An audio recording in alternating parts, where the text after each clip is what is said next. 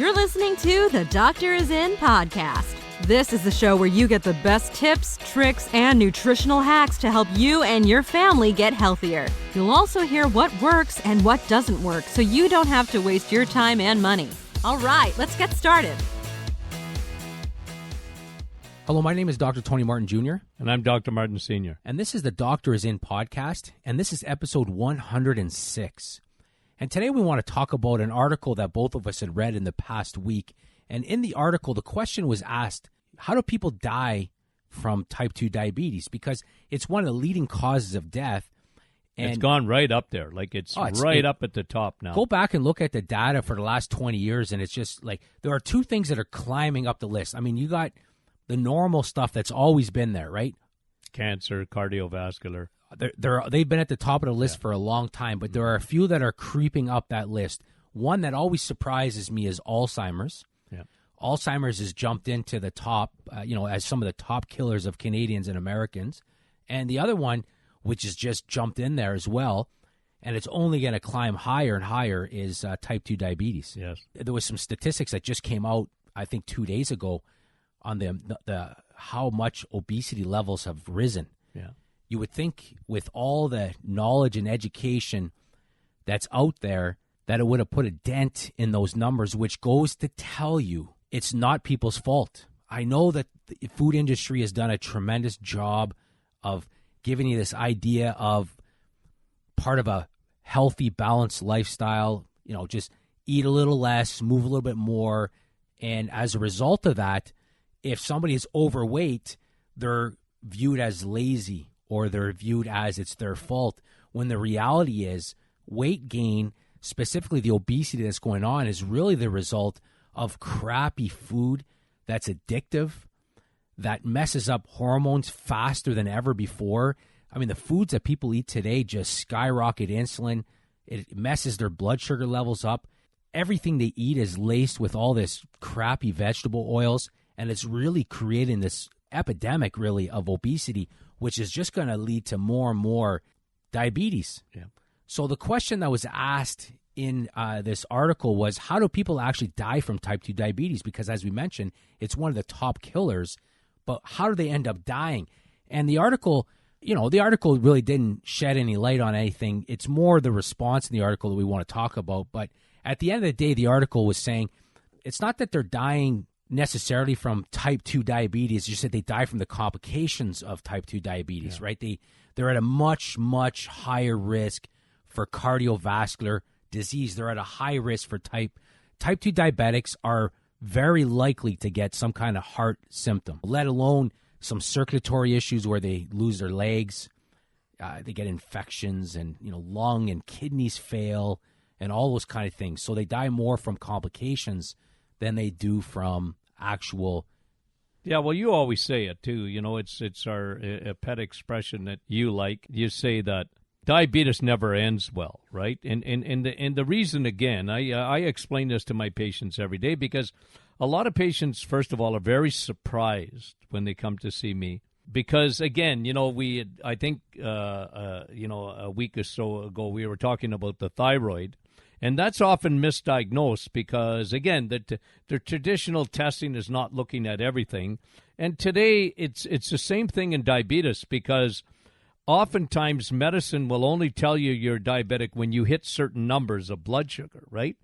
But, we know from our experience that a lot of people are already diabetic and they just don't know it. It's because their numbers are not over that threshold. No, they still got high numbers, but not high enough to be not high diabetic. enough to be called diabetic. But by all metabolically, they're diabetic. Metabolically, they are diabetic. So when you think of it, that sugar, is so highly regulated, and when you think that God has given you an organ in your body called your pancreas, your insulin, right? It's a hormone that's secreted from your pancreas.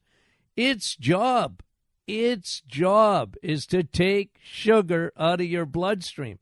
So do you think sugar is damaging to your blood vessels? Yes. Yeah, it's toxic, right? It's so toxic, right? Like that you don't need. Your body tightly, like as you mentioned, tightly regulates the blood sugar levels, because if your blood sugar levels go too high, hyperglycemia is very dangerous. And if it goes too low, it's dangerous. So you always want to have your body works very, very hard at keeping your blood sugar levels within a certain range. Yeah. You know, there are different hormones whose job is to raise your blood sugar up if it's too low, and there's other jobs of other hormones like insulin to lower your blood sugar if it gets a little bit too high. And we've said this off air, and I don't know if we've talked about this before on a podcast, but our belief is that obesity, overweight, is the body's way of protecting itself from diabetes. Yeah. Because if a person did not have the ability to store glucose in fat cells and make more fat cells, then you would be diabetic right away, right? Your body will store the glucose. The insulin will get rid of that glucose in the blood, will eventually store it in fat cells to protect your body from becoming diabetic. So obesity is a, in my opinion and your opinion, in a lot of ways, is a protective mechanism that the body has to protect itself from becoming diabetic. Yeah. So again, so that tight regulation, right? That converting the sugar that's produced in your body when you're, the amount of sugar, the 160, 180 pounds of sugar, the flour, the grains, they're turning to sugar rapidly. Now you're storing, getting rid of sugar out of the bloodstream. Yeah, you're really creating a havoc of issues, and your body's smart. Your body knows what to do with that sugar. Yeah, it's going to do what it can to protect itself, right? So when somebody becomes a diabetic, it's because in a lot of ways the body has just ran out of ways to pack this glucose away from stuff, to get rid of stuff, right? So it is really interesting when you think about it that way. Now, the thing that got us going about this article was really a quote or a comment from a chief medical officer, who's in charge of diabetes care, and he was referring to the fact that diabetics seem to be at a much higher risk for heart disease. And he said basically, and we don't know why that is. Hello? Yeah, he doesn't know why that is. And can it be that maybe because the thing that causes obesity, the thing that causes diabetes is also the same thing that causes heart disease? Yeah. That maybe diabetes and heart disease are just symptoms of the real issue, a real underlying issue that causes them both. And we call, obviously, that's that high circulating insulin. Yeah, that's high circulating insulin syndrome. Right? Some people that have high circulating insulin will be diabetic. Other people will have heart disease. Other people will get dementia, Alzheimer's. Every organ in your body has the ability to become, quote unquote, diabetic. Your brain can become diabetic. Your liver can become diabetic. Your kidneys.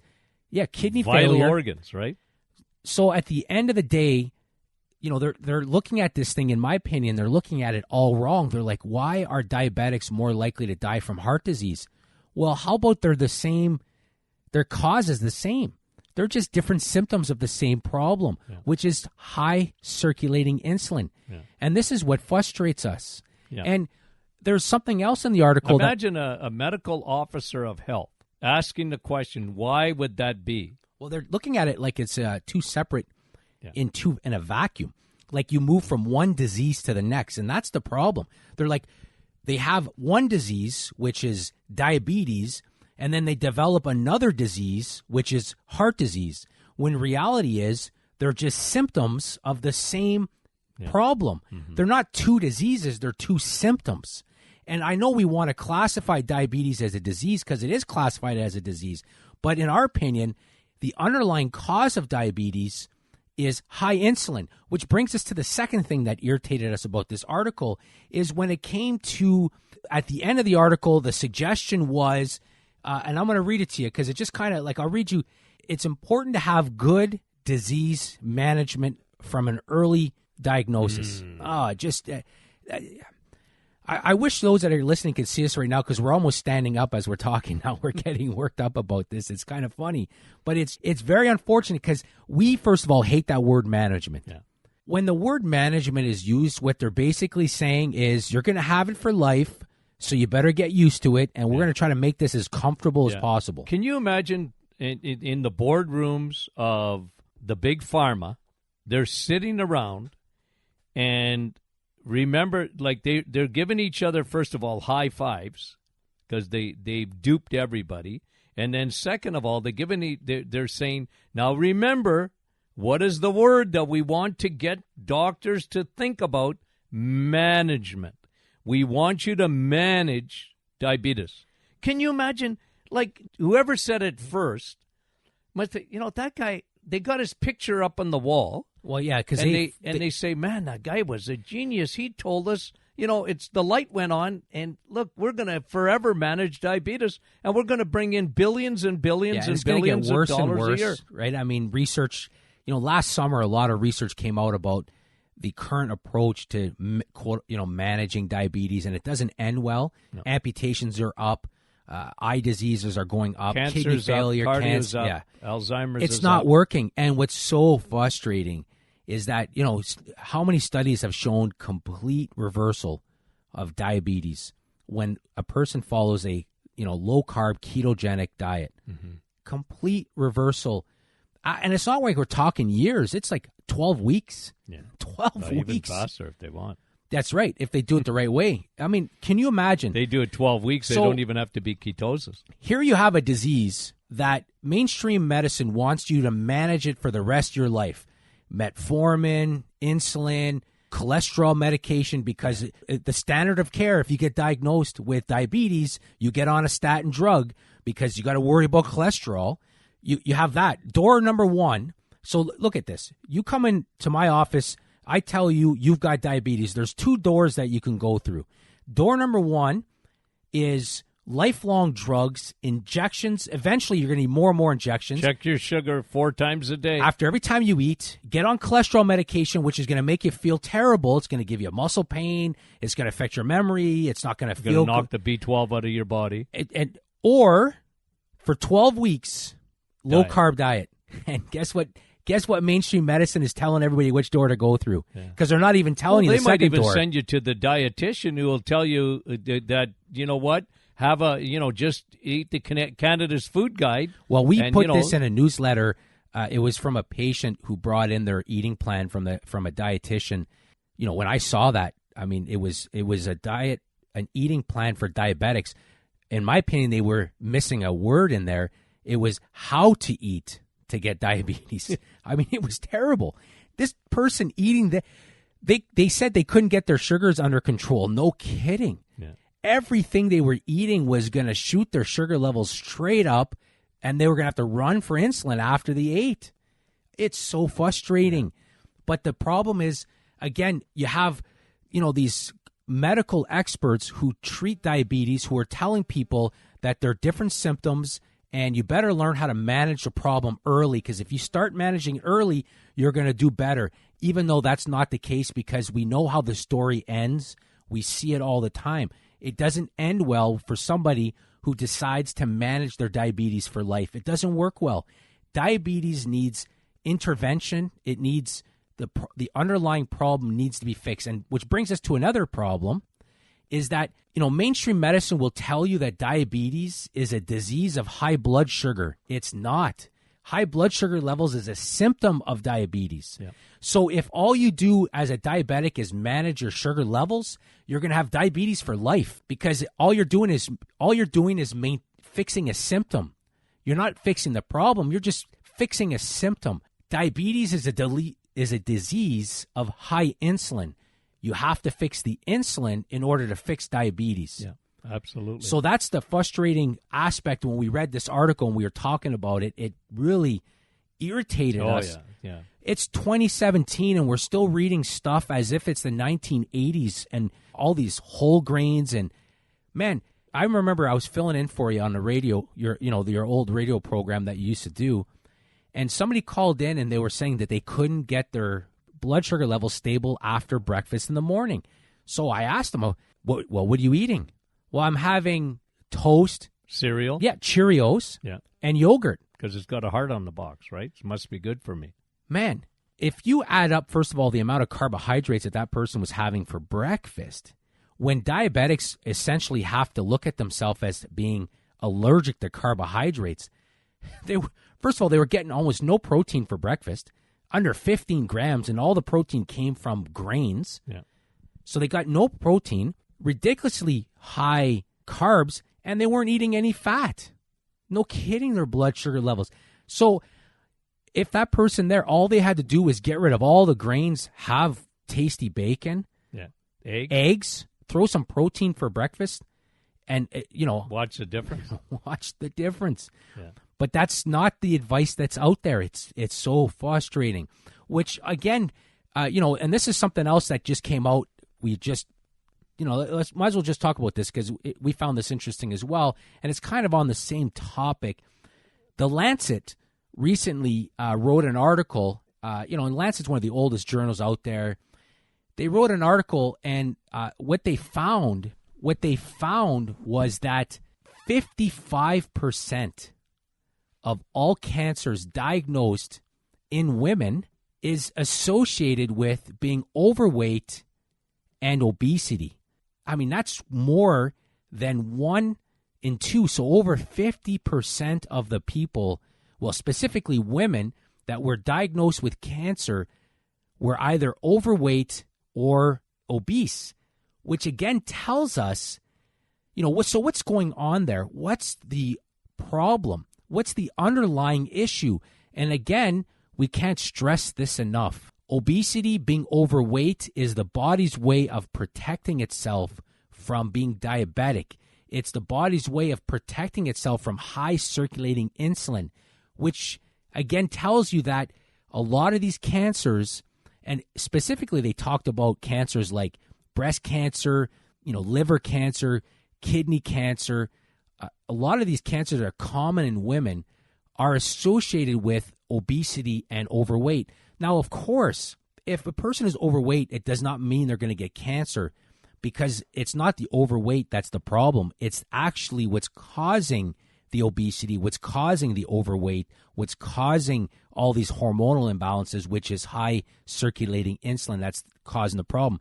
And what I have found interesting in this Lancet article that was written, what I found really interesting was there was a big difference between men and women. So 55% of cancers diagnosed in women was associated with being overweight and obese, but only 24% of cancers diagnosed in men were associated with being overweight and obesity. So what we see is a big difference between men and women. They react completely differently, right, to the same underlying problem, right? When you got high circulating insulin, it hits a man differently than it does a woman. Not that men can't get cancer, they can. But generally, metabolically, they're different. Women are affected. Yeah, by men cancer. will get the heart. Yeah, men will get the cardio, they'll get the heart. And you see it. Like if you go, my wife always, your mom always teases me about, I'm looking at the obituaries all the time, right? Well, when you get my age, it's not unusual to look at obituaries. No, that's unusual. No. But you know what? I'm always fascinated by young people when they die, right? Yeah, it is. If you scan young men that are dying or women that getting, like I get this time of the year because people coming to my door, they want to raise money for cancer, and they're out running and they're wearing pink, and everybody's got pink on and all that. And I you know what? I just want to lecture. I want to say, hold on, like it's not working. This is you're missing the whole reason. Women, cancer, breast cancer, crazy. It's food. There's other factors, we know that. But it's such a big thing, right? And getting insulin down. Men, heart disease. When a man isn't feeling good, when a man is tired, their insulin's going up. It's almost invariable. I see it every day in my office. When a man comes in and he's not 10 out of 10, it's not their thyroid. It's not like a woman. It's not, it obviously isn't estrogen or whatever. And it's usually not even their adrenals. Their insulin is too high. They have high circulating insulin, and they're starting to get fatigued from it. And that goes, that's right. That high circulating insulin will cause inflammation. And, back on episode 100, we talked about the deadly triad that's found in all disease. And obviously insulin, high circulating insulin, is like a precursor to inflammation for so many conditions. So, as we're running out of time and as we wrap this episode up, the takeaway is this: diabetes, obesity, heart disease, a lot of cancers are symptoms of the same cause. They're just, it's high circulating insulin that's showing up differently in different people. And there was a study that was done that found that only, obesity only predicts insulin resistance in 18% of the people. So it's not there are a lot of people that are not obese or that are not overweight that are also insulin resistant. They have other symptoms. Insulin resistance can show up so many different ways. Different ways, yeah. It has obesity. We always just tie it in with obesity. That's just one possible way that high circulating insulin can show itself. It can show itself in so many different ways, and that's what we're talking about today. So, still, in our opinion, one of the best things that a person can do for their health is lower insulin. If you are a diabetic listening to this episode, you are absolutely allergic to carbohydrates, you have high circulating insulin, go do the research.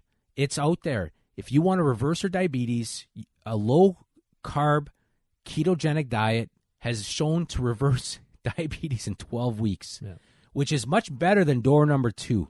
Management, lifelong management of your condition. So again, we want to thank you for listening to this episode. If you have any questions, you can email us at info@martinclinic.com.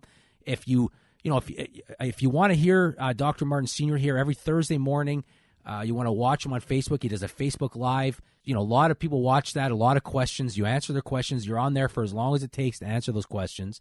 So go to our Facebook page, follow us on Facebook so you get notified about that. If you're not a newsletter subscriber, go to our website and sign up. We talk about a lot of these things. We put a lot of information a couple times a week. And finally, if you're listening to us on iTunes, if you could do us a favor and just go ahead and just leave us a quick rating, a quick comment, we would really appreciate it. Again, thank you for listening and have a great day.